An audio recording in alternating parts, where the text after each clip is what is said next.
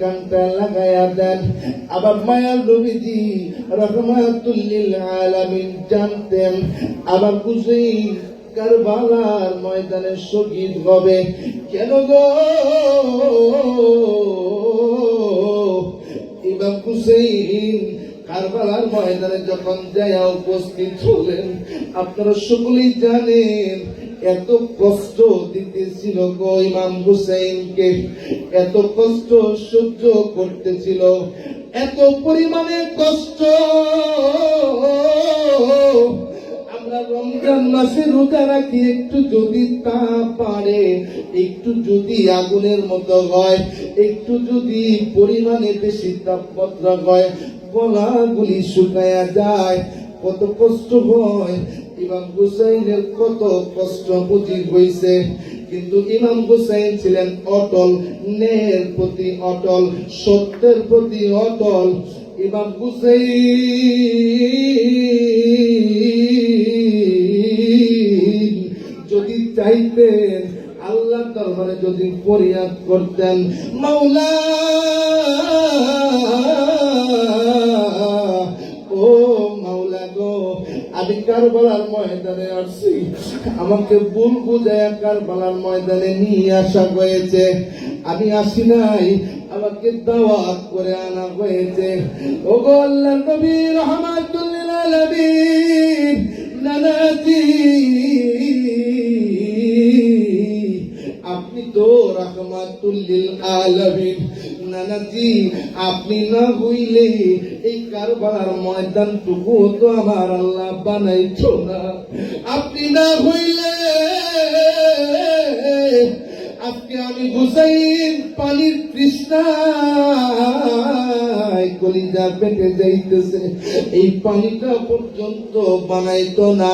যদি আল্লাহর দরবারে ফরিয়াদ করতো, মাওলা গো আবার ডানা জিরে তো তুমি মাকামে মাহমুদ ওয়ালা বানাইছো, মাকামে মাহমুদ কি আল্লাহ কোরআনে জানাই দিতেছে, কিয়ামতের ওই কঠিন ময়দানের পরে হাসরের ময়দানে একটা চেয়ার আল্লাহর জন্য থাকবে, আরেকটা চেয়ার থাকবে আমার মায়ার নবী রাহমাতুল লিল আলামিনের জন্য। বলেন না ইয়া রাসূলুল্লাহ, এই কিয়ামতের হাসরের ময়দানে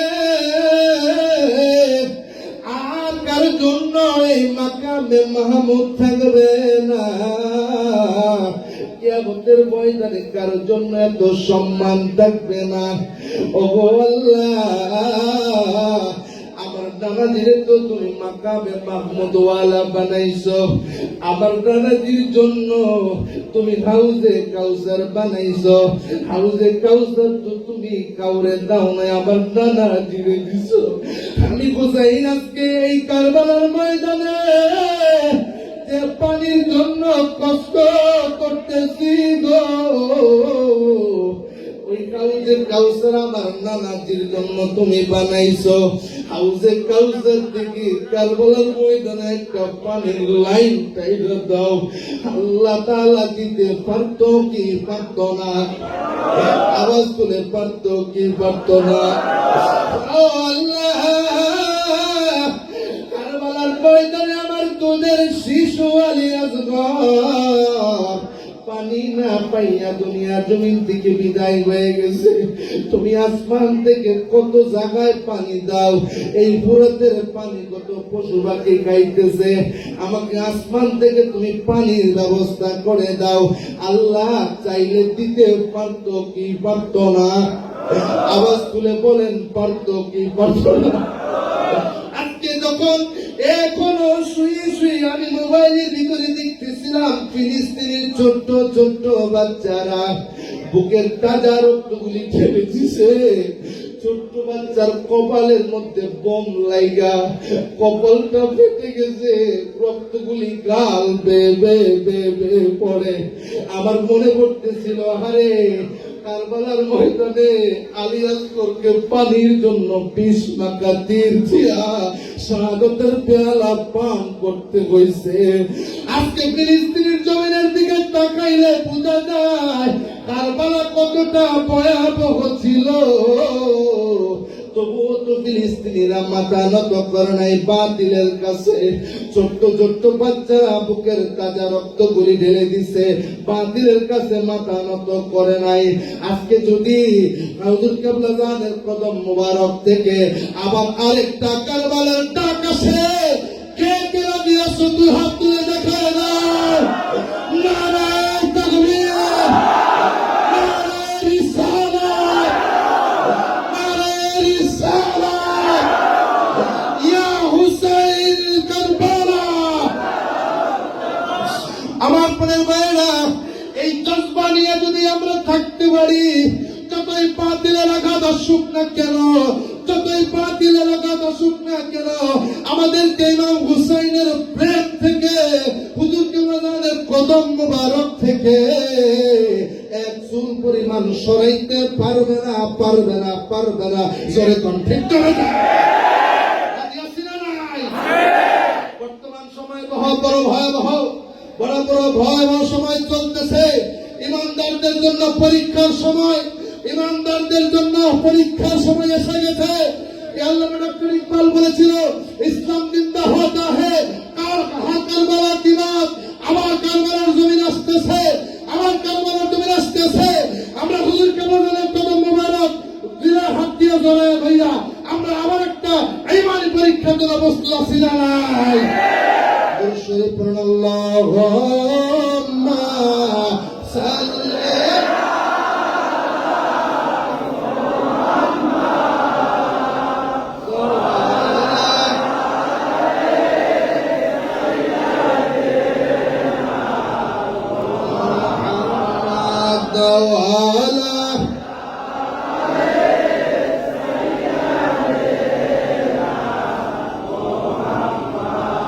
ভুলে না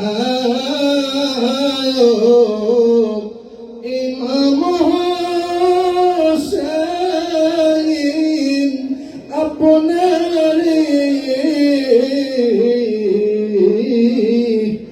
আপনারা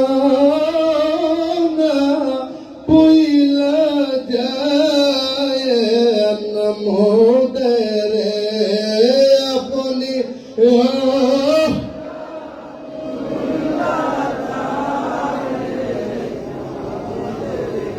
আমার প্রাণের মায়েরা,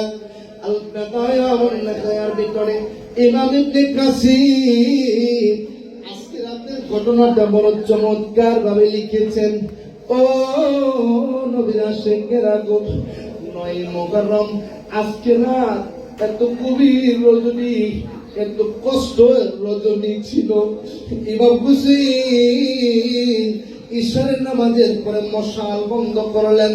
মশাল বন্ধ করে সকলকে ডাক দিয়ে বললেন, ও আমার সঙ্গী সাথীরা শোনো, গভীর মনোযোগ লাগান, দিনের কানটা লাগান।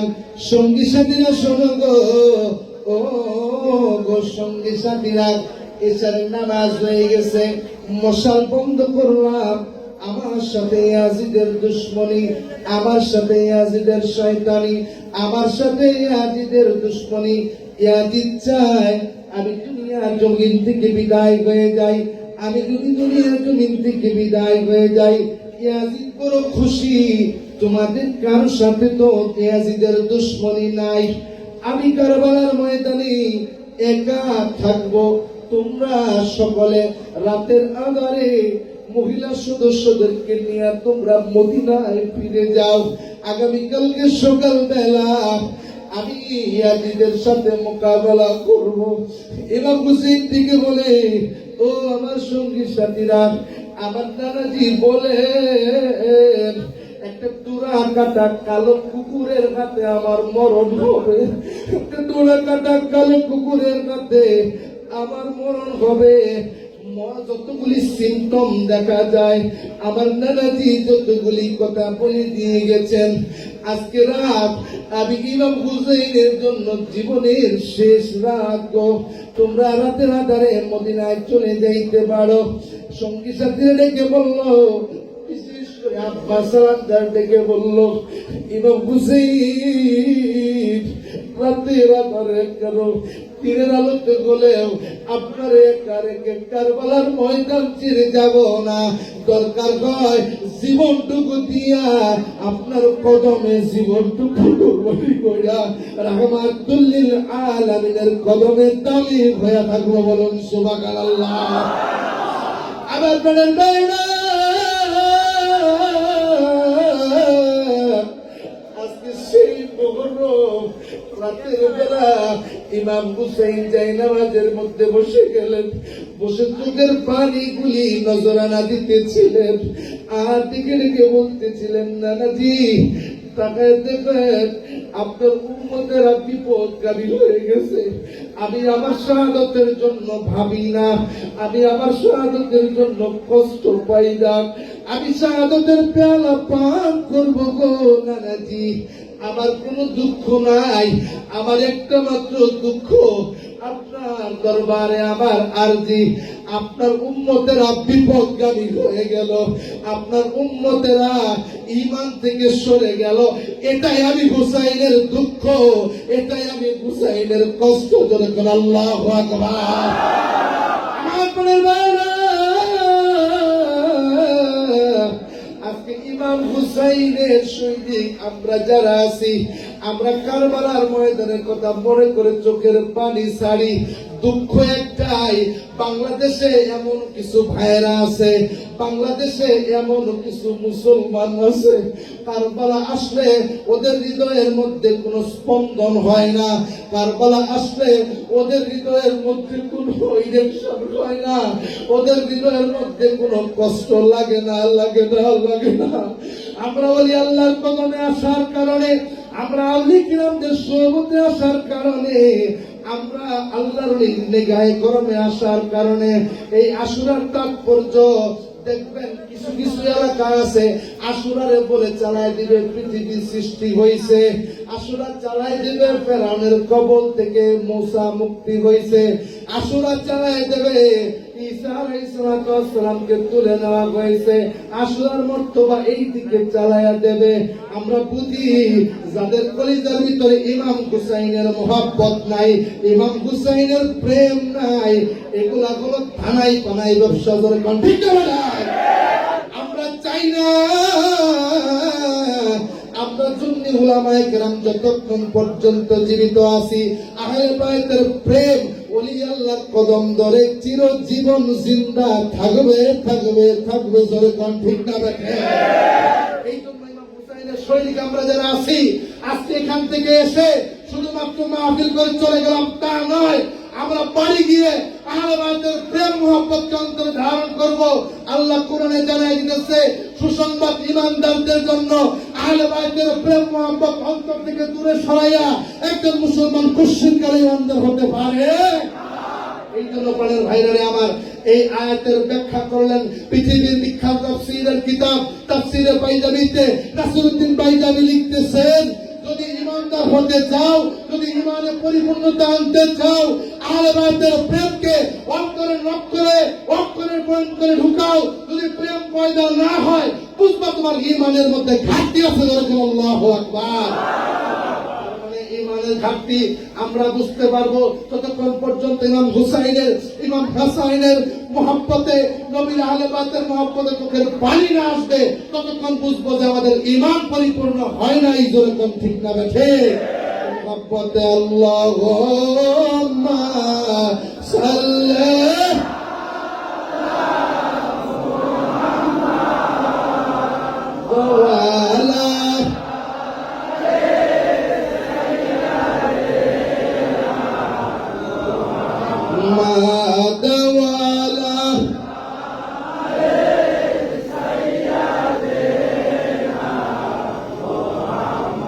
কারবালাতে ইমাম হোসেন শহীদ হয়,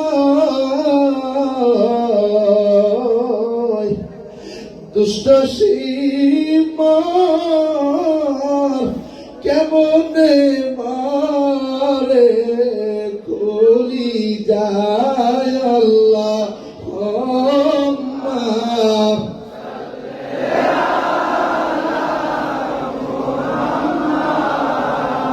দোয়ালা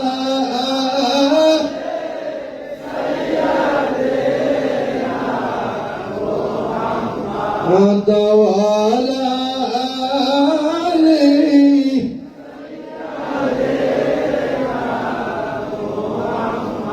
আবার পরের বায়ান গভীর মনোযোগ লাগান।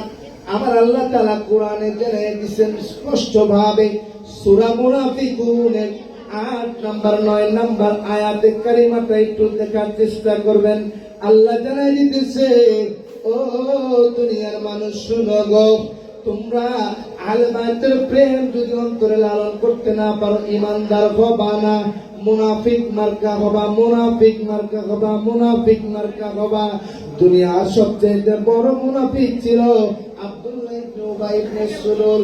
আব্দুল্লাহ ইবনে উবাই ইবনে সুলুল ছিল মদিনার সবচেয়ে বড় মুনাফিক। মদিনার সবচেয়ে বড় মুনাফিক ছিল আব্দুল্লাহ ইবনে উবাই। তার কাজ ছিল মুখে মুখে মুখে মুখে আমার মায়া নবীজির প্রশংসা করা, মুখে মুখে আমার মায়া নবীজির প্রশংসা করা। আহলে বাইত আমার মায়া নবীজি ইমাম হাসান ইমাম হুসাইন ছোট, ওদেরকে দেখে আদর করত। মনে মনে আহলে বাইতের প্রতি কোনো মোহাব্বত ছিল না, আহলে বাইতের প্রতি কোনো প্রেম ছিল না, আহলে বাইতের প্রতি কোনো ইশক ছিল না। নবীর পরিবারকে পাকা নজরে সব সময় দেখত।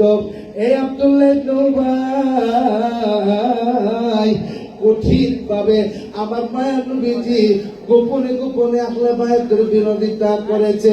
গভীর মনোযোগ লাগান। যখন ইমাম হুসাইনকে দায়িত্বে আনা হলো, ইমাম হাসান যখন বিদায় হয়ে গেলেন, ইমাম হুসাইনকে একাংশ যখন মেনে নিল, তখন কত মুনাফিকেরা আমার নবীজির আহলে বাইতকে দমায়া দেওয়ার জন্য মদিনায় চেষ্টা করেছে। ও প্রাণের বাইরে আমার, যখন আব্দুল্লাহ ইবনে উবাই ইবনে সুলুল আমার মায়ের নবীজির প্রশংসা করত আর বাহিরে বাহিরে বাহিরে বাহিরে নবীজির বিরোধিতা করত, ইমাম হুসাইন আহলে বায়াত যারা ছিল, বিশেষ করে হাসনাইনে কারিমাইনে, ওনাদেরকে যখন সাহাবায়ে কেরামরা দেখতেন, আদর করতেন, ভালোবাসতেন, মুহাব্বত করতেন।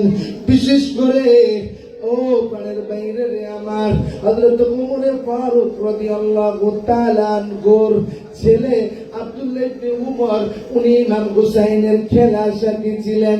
ইমাম হুসাইন বাল্যকালে ওনার সঙ্গে খেলতেন, ইমাম হুসাইন খেলতেন তার সঙ্গে সঙ্গে। একদিন খেলার চলে ইমাম হুসাইন গুসা হলেন, রাগান্বিত হলেন, বলে ফেললেন, গোলামের বেটা গোলাম, ওগো ওমর ফারুক, তুমি তো তুমি আমার নানাজির গোলাম ছিলা, তোমার পুত্র গোলামের পুত্র গোলাম। ইমাম হুসাইন যখন এটা বললেন, ওমরের কানে তখন এটা চলে গেল। খলিফাতুল মুসলিমিন ওমর ফারুক তখন খলিফা নিযুক্ত হয়েছেন। খলিফার ছেলেকে গোলামের বেটা গোলাম বললেন, এ কেমন কথা? বিচার চলে গেল মদিনার মসনদে। ওমর ফারুক চিন্তা করলে এটা কোনো সাধারণ ব্যাপার না, এটা কোনো সাধারণ বিষয় না। ইমাম হুসাইনকে ডেকে বললেন, আপনি কি বলেছেন আমার সন্তানকে, আপনি আবার বলুন। তখনও ইমাম হুসাইন বুঝি নাই, ডেকে বললাম, আমি গোলামের বেটা গোলাম বলেছি। আরে তোমার ডেকে বলে, ও ইমাম হুসাইন, এদিকে আপনি কাগজের মধ্যে লিখে দিতে পারবেন? হ্যাঁ, কেন আমি কাগজের ভিতরে লিখে দিতে পারবো না? অবশ্যই পারবো, আমি লিখে দিচ্ছি।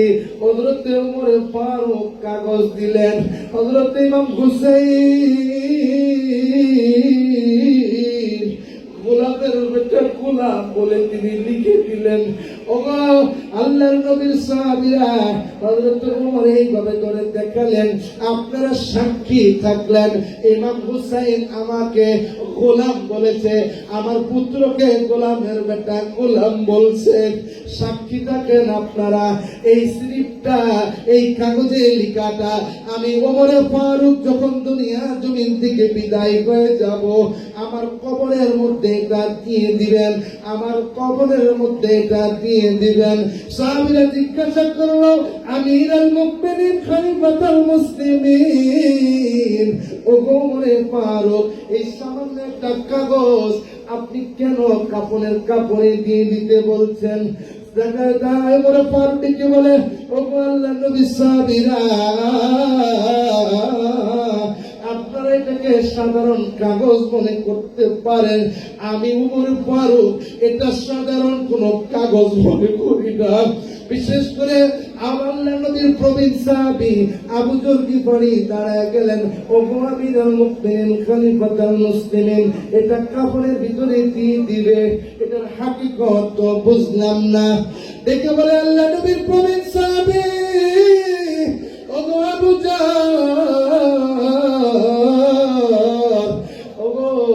যর গিফারি, আপনি কি শুনেন নাই আমার মায়ার নবীজি ঘোষণা করেছেন, আল হাসান ওয়াল হুসাইন সাইয়্যিদা শাবাবি আহলিল জান্নাহ। আল্লাহু আকবার।